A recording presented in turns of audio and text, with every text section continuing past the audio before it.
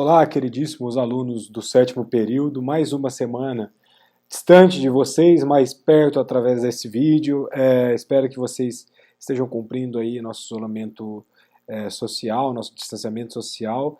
Não sei como está em Cornélio, eu dei uma olhada aí no Facebook, aparentemente a partir de amanhã algumas atividades serão retomadas. Não sei se é a medida mais acertada, mas também quem sou eu para ficar opinando algo que eu não tenho conhecimento, tá? Hoje eu estou aqui no meu escritório novamente, estou muito bem acompanhado. Só para apresentar para vocês, é esse autor que eu pesquiso no mestrado, o Axel Honneth. Eu estou com algumas obras dele aqui, essa daqui é uma interpretação dos autores da Unicamp, tem gente da USP aqui também que fez uma pesquisa acerca dele, enfim, tem outros livros aqui. Esse é muito interessante para nós do direito, que é o Direito da Liberdade. Um livro recente, foi traduzido aqui para o Brasil em 2015, e aí eu também estou com o Rawls, estou com o Sandel, enfim, eu estava fazendo um artigo aqui para o mestrado, e aí apresentá-lo, essa fera, para vocês, tá? Sem mais delongas, galera, hoje a gente vai começar a trabalhar acerca da dissolução do casamento e da sociedade conjugal, tá? Vamos dar uma olhada na separação de fatos, separação de corpos, enfim, algumas consequências que a nossa emenda constitucional 66 de 2010 trouxe para a nossa legislação, no modo geral, porque, querendo ou não, ela deu uma alterada no parágrafo 6º do nosso artigo 226 da Constituição, mas ela acabou por não revogar alguns dispositivos ali no nosso Código Civil, no que se refere à separação, enfim, a gente vai estudar isso de uma maneira aprofundada, tá? Mas vamos lá. Lembre-se sempre que quando eu passei para vocês impedimentos, aliás, as questões de nulidades e anulação do casamento, eu falei para vocês que o nosso casamento, via de regra, é uma coisa que não é para ser anulada, não é para ser desfeita, etc. Tá?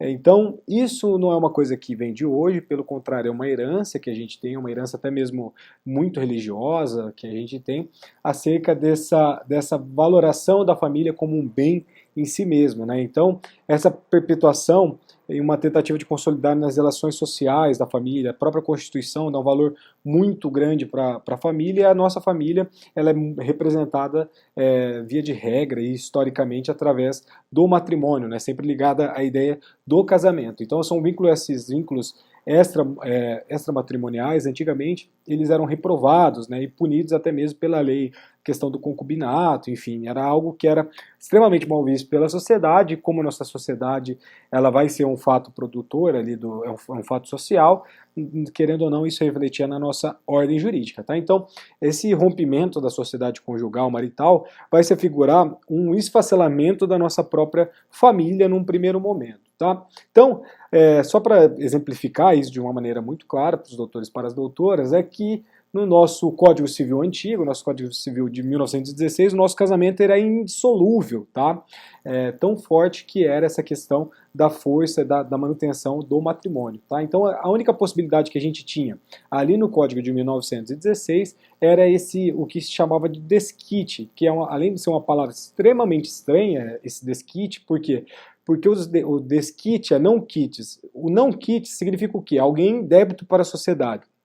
Então, o casal ele não era mais casado, mas a sociedade conjugal não se dissolvia. Eu vou mostrar para vocês que a sociedade conjugal é diferente do estado de casado, tá? Então, a pessoa ali, quando era desquitada, ela não estava mais como casado, mas só a sociedade conjugal, ela não se dissolvia, tá? Então restava o quê? Restava somente o dever da mútua assistência entre os cônjuges a justificar a permanência do nosso encargo familiar em favor do cônjuge inocente e pobre. Vocês verificam que tem um termo muito interessante aqui, que é o nosso cônjuge inocente. Por quê? Porque a gente vai verificar que até ali até mesmo de 2010, você tinha que comprovar o elemento culpa do cônjuge para você fazer um pedido de separação judicial. Então, nesse desquite, que era no primeiro modelo lá de 1916, restava esse dever de mútua assistência e a permanência do encargo familiar em favor desse cônjuge inocente e pobre, tá? Então cessavam, por exemplo,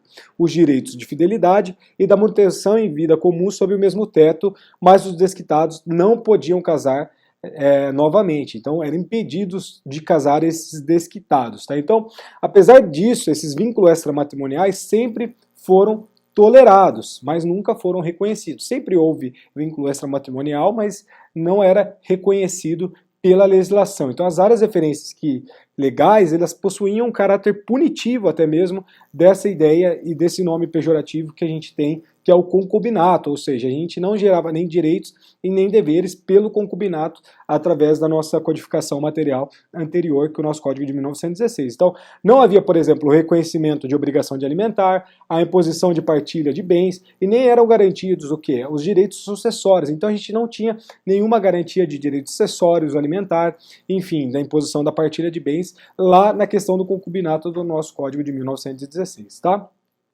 Então, quando esses conflitos decorrentes dessas uniões bateram as portas da justiça, num primeiro momento houve o que a gente vai chamar de um reconhecimento simples de sociedade de fato. Aguardem que ainda hoje a gente vai entender o que será essa sociedade de fato, enfim. Mas basicamente, quando essa questão do concubinato bateu nas portas do Poder Judiciário, foi reconhecida essa simples sociedade de fato, e o que ela ensejava? Ela ensejava somente a partilha dos bens adquiridos durante o período de vida comum desse casal, tá?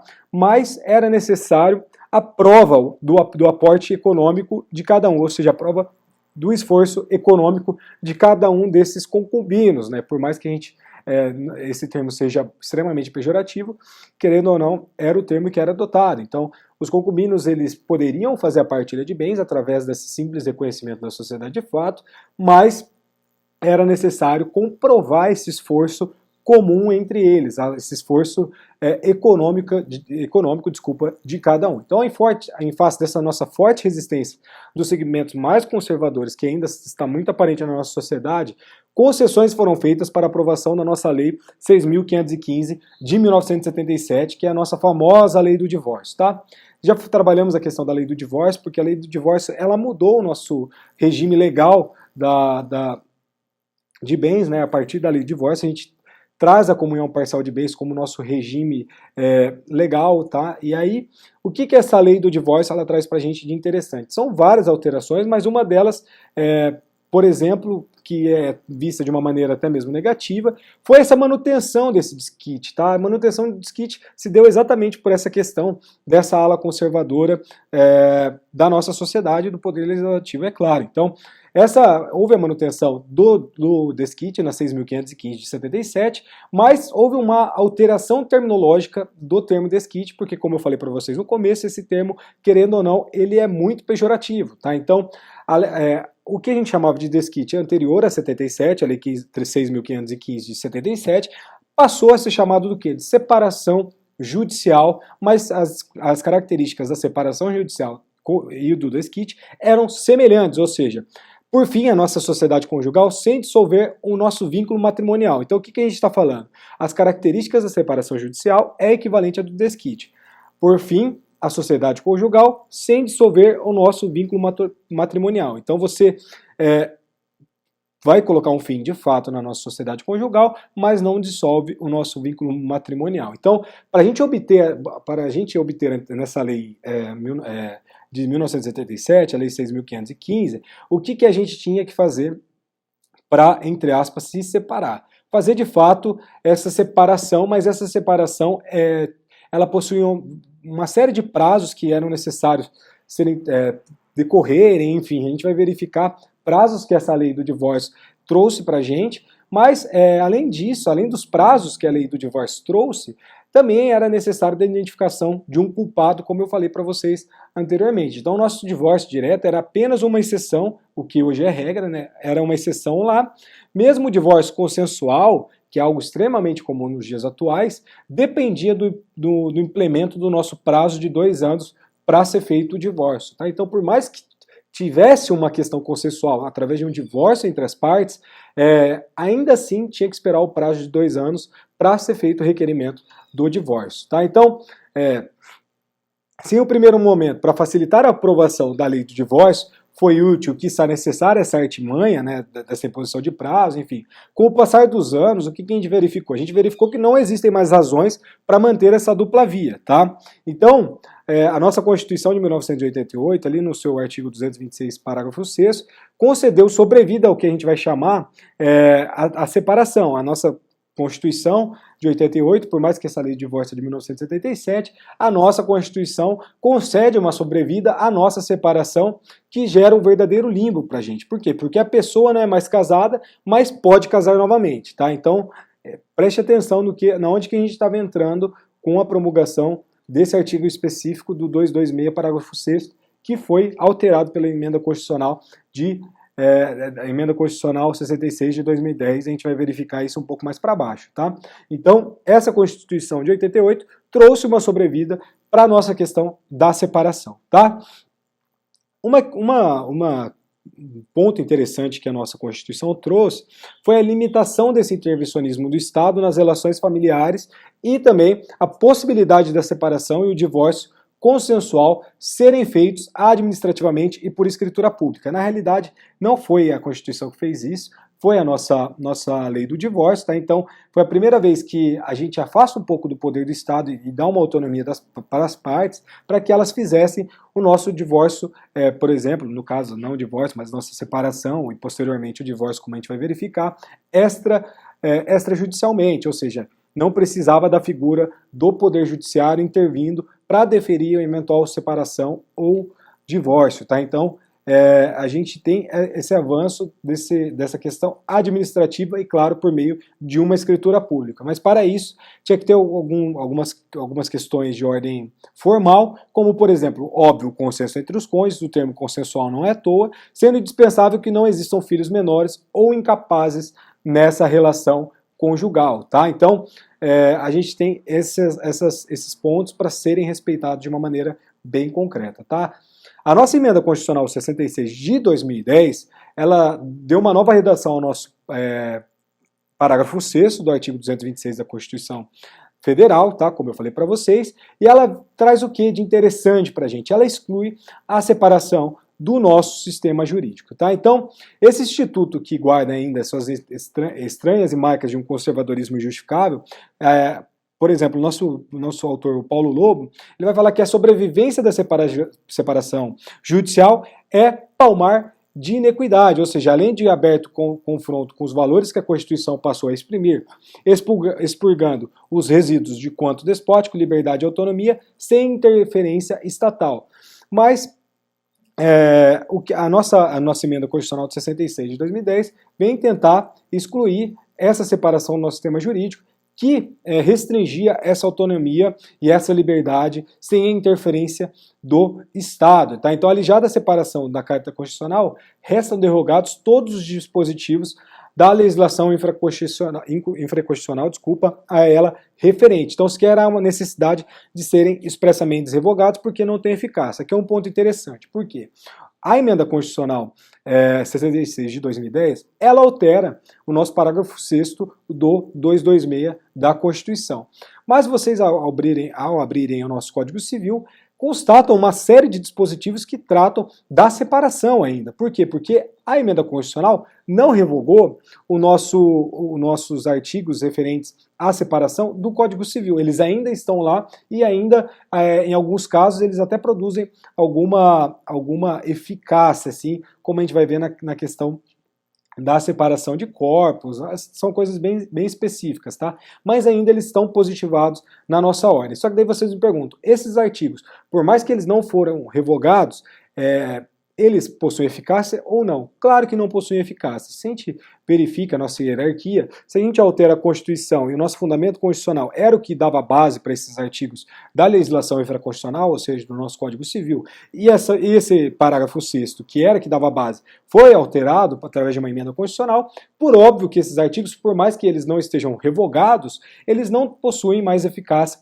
dentro do nosso ordenamento jurídico, tá? Então, com o fim da nossa separação, aliás, com a nossa emenda constitucional de 66, o que é? Foram derrogados todos os dispositivos que se referem à questão da separação. Tá? Então, com o fim da separação, o que vai acontecer? Desaparece o desarrazoado prazo do lapso temporal em que os separados judicialmente não eram mais casados. Tinha uma questão de um prazo ali em que era muito específico na questão da separação judicial, porque você tinha que fazer o pedido da separação, esperar decorrer um prazo para depois fazer um pedido de divórcio via de regra, tá? A gente vai verificar como que funcionavam esses prazos, mas esses prazos, como eu estou falando para vocês, através da emenda constitucional 66 de 2010, foram eles não possuem mais eficácia, tá, no nosso ordenamento. Eles continuam ali, mas eles não possuem mais eficácia, eles não foram revogados, tá?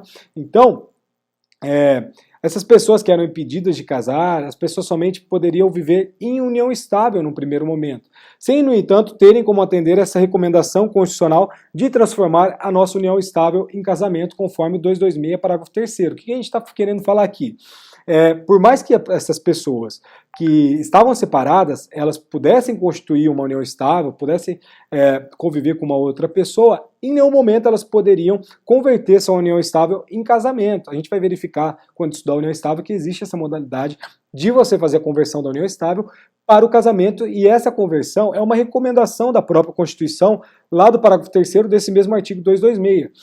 Então, quando você tinha essa impossibilidade de se casar porque você ainda não era divorciado, você estava como separado, era uma afronta à própria questão dessa recomendação constitucional de transformar a nossa união estável em casamento. Tá? Então, como a separação ela desapareceu, toda a teoria da culpa, que ela era inerente a ela, né, a nossa culpa, também desapareceu. Ou seja, não é mais possível trazer para o âmbito da nossa justiça quaisquer controvérsias sobre a postura dos cônjuges durante o casamento. Isso não serve mais de nada, tá?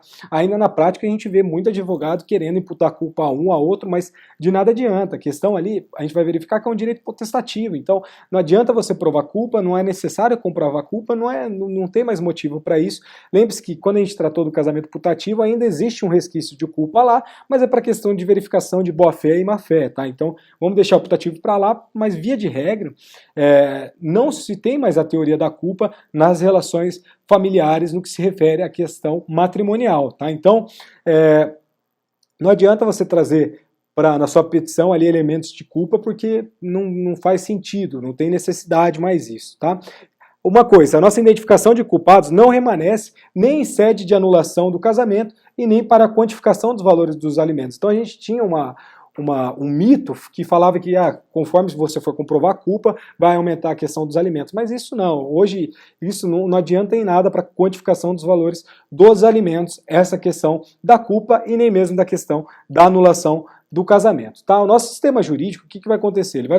Ele transforma em uma coisa muito singela hoje para a questão da dissolução da nossa sociedade conjugal. No caso também da dissolução do casamento. Existe apenas uma forma de dissolução do casamento hoje. Qual que é essa forma? O divórcio. Tá? Então, nosso divórcio hoje é a nossa única forma de dissolução do casamento.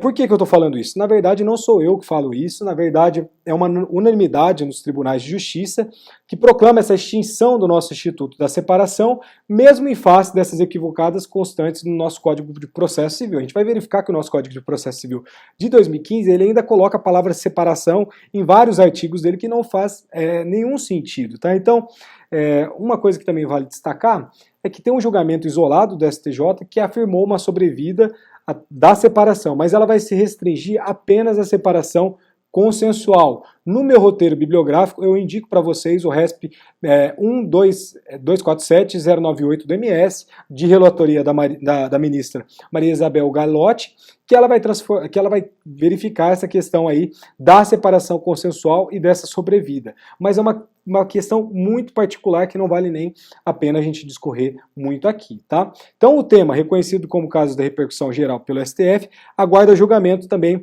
essa questão da separação judicial como requisito para o divórcio e a sua subsistência como figura autônoma no nosso ordenamento jurídico brasileiro após a promulgação da Emenda Constitucional 66 de 2010. Então, está lá no STF uma discussão se essa separação judicial ainda é requisito para o divórcio no nosso sistema, tá? É o nosso tema 1053 do STF, tá lá, mas a gente verifica que pelos julgados dos tribunais aqui, estaduais, enfim, que de fato hoje em dia a única modalidade, a única forma da dissolução do casamento propriamente dita é o nosso famoso divórcio, tá? Então, nosso divórcio, como eu falei para vocês de uma maneira preliminar, é um direito potestativo, e por ser um direito potestativo, ele é amparado também no nosso princípio da dignidade da pessoa humana, tá? Muito interessante um trecho do Cristiano Chaves, que é o nosso autor que escreve junto com o Braga Neto e com o Rosenwald, mas nesse artigo em específico ele está isolado, ele vai falar que se é direito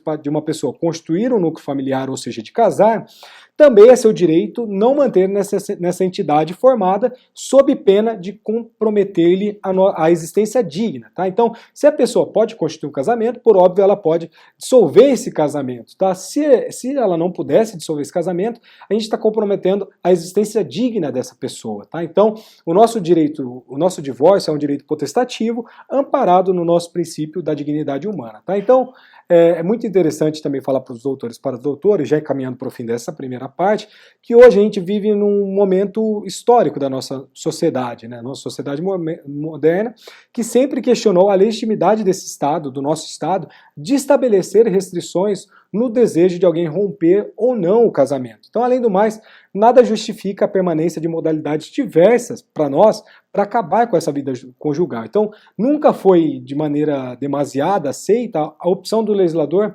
de se manterem regras próprias para a nossa separação judicial, tá? Então, essa separação judicial é um sistema fechado, rígido, e com causas específicas, que se discutir a culpa, saúde mental e falência do nosso amor. E admitir o divórcio submetido a um único requisito objetivo, que era o tempo. Então, afinal, é direito constitucional do ser humano ser feliz e dar fim àquilo que o aflige sem ter que inventar motivos. Ou seja, é o nosso direito, através da própria decorrência da dignidade da pessoa humana, se a gente quer ou não ficar numa relação matrimonial. Então, essa imposição do Estado, óbvio que são avanços da sociedade, enfim, mas é uma coisa que nunca foi muito aceita, tá? Então a gente fecha essa primeira parte da aula, vamos trabalhar agora o fim do Instituto da Separação, e aí a gente volta em breve, tá? Obrigado mais uma vez.